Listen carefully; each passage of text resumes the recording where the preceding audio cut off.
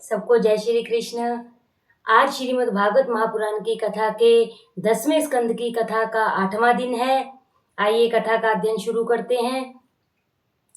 अन्य देव तो हाथ में शस्त्रास्त्र लिए हुए हैं, किसी के हाथ में सुदर्शन है तो किसी के हाथ में धनुष बाण, किसी के हाथ में त्रिशूल है। मानो इन सबको संसार का डर है। कन्हैया हाथों में शस्त्र नहीं रखता। लाला के एक हाथ में बांसुरी है और दूसरे में मिश्री। शस्त्रधारी देव श्रेष्ठ हैं या कन्हैया? हम तो कन्हैया को ही श्रेष्ठ कहेंगे। लाला रोज बांसुरी बजाता है। लाला की बांसुरी जिसने भी सुनी हो संसार के प्रति उदास हो जाता है। बांसुरी की धुन को सुनते ही राधे कृष्ण कहने लगता है। श्री कृष्ण की वेणु माधुरी दिव्य है। गोपी कहती है, मुरली बजाए मेरो मन हर लीनो। एक गोपी प्रेम भरा उल्हाना देती है, मुरहर रंधन समय माँ कुरु मुरली रवम मधुरम। हे मुरारे, भोजन बनाते समय कृपा करके बांसुरी की तान मत छेड़ो। तुम्हारी मुरली की धुन सुनकर चूल्हे में रखी सूखी लकड़ियां रसमयी होकर रस बहाने लगती हैं, सो अग्नि बुझ जाती है। अग्नि बुझने से मैं रसोई कैसे बना सकूंगी? लाला की बंसी की धुन जिसके भी कानों में जाती है वह उनका सेवक बन जाता है। तो मैंने मान लिया है कि कन्हैया ही सर्वश्रेष्ठ है। कन्हैया की रूप माधुरी ने भी अनेकों को आकर्षित किया है। निर्गुण ब्रह्मा के उपासक स्वामी मधुसूदन भी श्री कृष्ण की मनोहर रूप माधुरी के पीछे पागल हो गए हैं। अद्वैत मार्ग के अनुयायी के द्वारा पूजनीय तथा सर्वराज्य रूपी सिंहासन पर प्रतिष्ठित होने के अधिकार से युक्त हमको गोपियों के पीछे पीछे फिरने वाले किसी शठ ने अपनी इच्छा न होने पर भी चरणों का दास बना लिया है। श्री कृष्ण की रूप माधुरी के पीछे कवि रसखान भी पागल हो गए थे। उन्होंने कहा, या लटुकी या लकुटी अरु कामरिया पर राज तिहु पुर को तजी डारो। आठों सिद्धि नवो निधि को सुख नंद की गाय चराई बिसारो। श्री कृष्ण की रूप माधुरी दिव्य है। वे तो बैकुंठ निवासी नारायण से भी श्रेष्ठ है।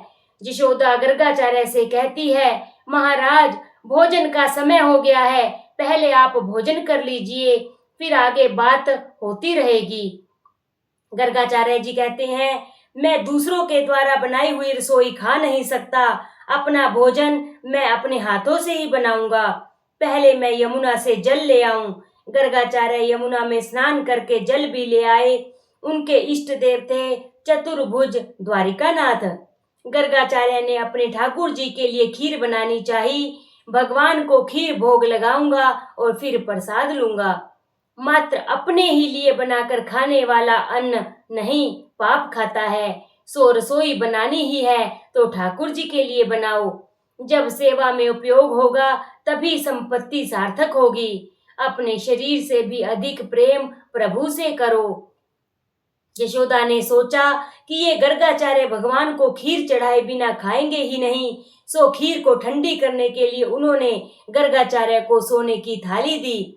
खीर ठंडी हुई तो गर्गाचार्य ने तुलसी दल बिखराकर भगवान की स्तुति आरंभ की। हे नारायण, हे लक्ष्मीपति, हे बैकुंठपति, खीर आरोगिए। कन्हैया कहने लगा, मैं ही लक्ष्मीपति और बैकुंठनाथ हूँ। गुरुजी शायद मुझे ही पुकार रहे हैं, अतः खीर के लिए मुझे ही जाना पड़ेगा। और सोचकर वह खीर खाने के लिए भागा हुआ आ पहुंचा और खीर खाने लगा। 12 बार माला फेरने में जितना समय लगे उतना समय तक ठाकुर जी के सम्मुख थाल रखा जाए। लाला को मनाना तो पड़ता ही है ना। गर्गाचार्य बोल रहे हैं, ओम नमो नारायणाय, ओम नमो नारायणाय। कन्हैया कहता था, महाराज आंखें बंद ही रखना। गर्गाचार्य ने 12 बार माला फिराकर आंखें खोली तो देखा कि लाला खीर खाने में मगन है। अरे, इस वैश्य के लड़के ने तो मेरी खीर ही छू लिया। अरे यशोदा, देख तो तेरा लड़का मेरी खीर खा रहा है। भागी हुई यशोदा आई, देखा तो कन्हैया ने आधी खीर उड़ा दी है और उसका मुंह खीर से सना हुआ है। यशोदा कन्हैया को डांटने लगी, घर में तुझे खाने को मिलता नहीं है क्या? महाराज की खीर क्यों खाई तूने? कन्हैया, तू मुझे डांट रही है, किंतु मैं करूं भी तो क्या? महाराज ने ही तो मुझे खीर खाने को बुलाया था। गर्गाचार्य, ना रे ना, मैंने बैकुंठवासी नारायण को बुलाया था। कन्हैया, मैं ही तो हूँ बैकुंठवासी नारायण। यशोदा जी, छोटे मुंह और बड़ी बात क्यों करता है रे? तू कहाँ का नारायण हो गया? बैकुंठ के नारायण के तो 4 हाथ हैं तेरे हाथ 4। कन्हैया, माँ, यदि तू कहे तो मैं चतुर्भुज हो जाऊं। यशोदा ने सोचा, यदि इसने चतुर्भुज का रूप धारण कर लिया तो लोग मानेंगे कि यह लड़का यशोदा का नहीं है, कोई जादूगर है। सो उन्होंने कहा, नहीं नहीं, 4 हाथों वाला नारायण की अपेक्षा मेरा 2 हाथों वाला मुरलीधर ही अच्छा है, श्रेष्ठ है। तू जो है वहीं रहना। फिर यशोदा जी ने गर्गाचार्य से कहा, यह नादान लड़का है, इसकी बातों में न आना, कृपा करके आप फिर से खीर बना लीजिए। गर्गाचार्य फिर स्नान करने यमुना जी की ओर चल दिए। लाला यशोदा की गोद में बैठकर कहने लगा, माता, मैं कोयल की वाणी बोल सकता हूँ। और वह कुहू कुहू कहने लगा। सभी को बड़ा आनंद हुआ। कन्हैया जब आंगन में खेलता है तो उसे देखकर मोर भी आनंद से नाचने लगता है। कन्हैया माता से कहता है, मैं भी मोर की भांति नाच सकता हूँ, और वह ठुमक ठुमक कर नाचने लगता है। यशोदा, बेटा, तूने यह नाचना किसे सीखा है? कन्हैया, माँ, मैं तो तेरे पेट से ही सीख कर आया हूँ माँ। उस मोर के पीछे जो है वह कौन है? माता, वह मोरनी है। तू जानता है कि मोरनी किसे कहते हैं? मोरनी तो है मोर की बहू। कन्हैया, माँ, मेरी बहू कहाँ है? कन्हैया अपनी अद्भुत बाल लीला से सभी को आनंद दे रहा है।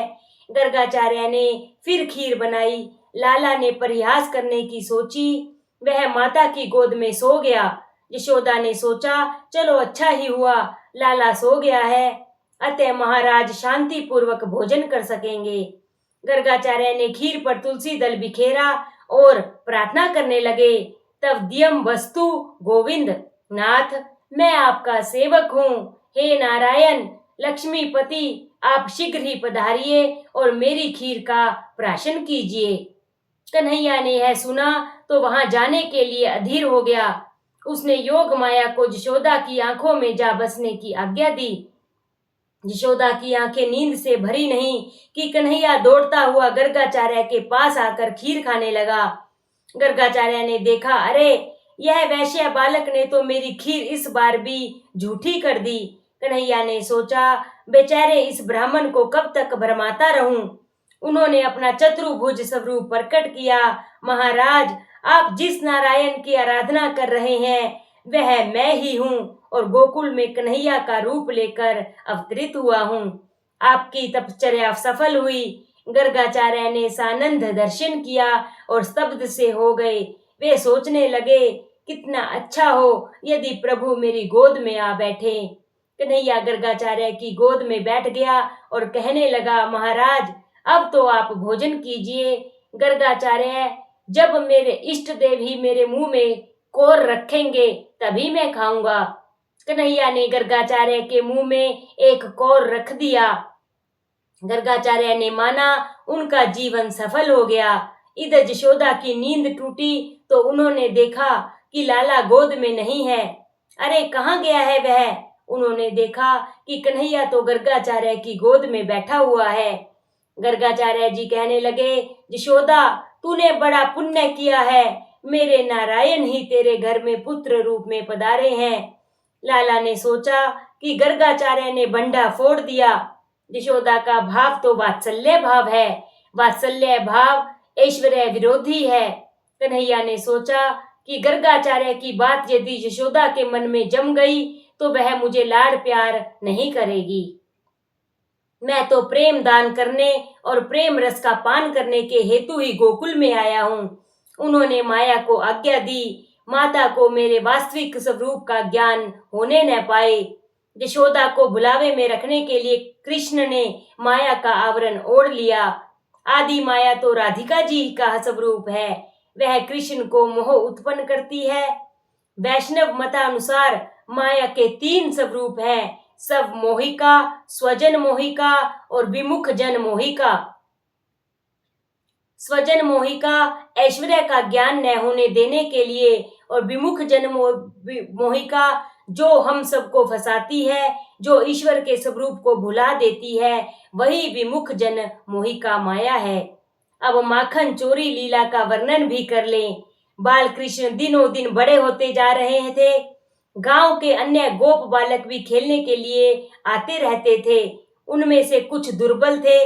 कन्हैया ने वैसे दुर्बल एक बालक से कहा, मधुमंगल, तू बहुत दुबला पतला है, खा पीकर मेरे जैसा तगड़ा बन जा। मधुमंगल, कन्हैया, हम तो बहुत गरीब हैं, हम दूध मक्खन कैसे खा सकते हैं। कंस की आज्ञा थी कि सारा माखन कर के रूप में उसी को दिया जाए। ब्रजवासी बेचारे भोले थे, वे अपने बालकों को माखन खिलाने के बदले कंस को दे देते थे। कंस अपने पहलवानों को सारा माखन खिला देता था। कन्हैया ने अपने बाल मित्रों से कहा, ब्रजवासी तो सारा मक्खन कंस को भेज देते हैं, अब वह मैं होने नहीं दूंगा। गांव का माखन गांव के लोगों के लिए ही होना चाहिए, हम माखन को मथुरा भेजने नहीं देंगे।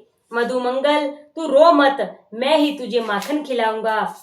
ईश्वर की हमेशा अपेक्षा रहती है कि जीव अपने समीप ही हो। जीव ईश्वर से प्रेम करे तो ईश्वर उसे अपने जैसा बनाने का प्रयत्न करता है। मित्र, हमें तू रोज रोज माखन देगा तो तेरी माता तुझे पीटेगी। कन्हैया, नहीं नहीं, मैं अपने घर का नहीं, बाहर से कमाकर तुम सबको माखन खिलाऊंगा। मित्र, क्या तू माखन की चोरी करेगा? कन्हैया, हाँ, चोरी करनी ही पड़ेगी।